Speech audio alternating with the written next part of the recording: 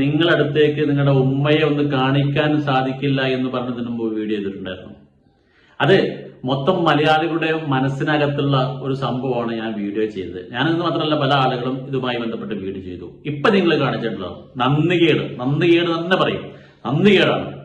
സ്വന്തം ഉമ്മയെ അവിടുത്തെ ജയിൽ മേധാവികളും അവരെല്ലാം വളരെ സ്നേഹത്തോടു കൂടി സ്വീകരിച്ച് ജയിൽ മേധാവിയുടെ റൂമിനകത്ത് ഉമ്മയെയും അദ്ദേഹത്തിന്റെ സഹോദരനെയും ഈ കോഴിക്കോട് നിന്നും റിയാദ് ജയിലിലേക്ക് അവിടുത്തെ ആളുകളെ സ്വീകരിച്ച് ആ റൂമിലേക്ക് എത്തിയപ്പോൾ അപ്പുറത്തെ തൊട്ടു റൂമിലായി ജയിലിൽ കിടക്കുന്ന റഹീമെ, നിങ്ങളുടെ സ്വന്തം ഉമ്മയെ കാണാൻ ഞാൻ വരില്ല എന്ന് പറഞ്ഞത് നന്ദികേട്.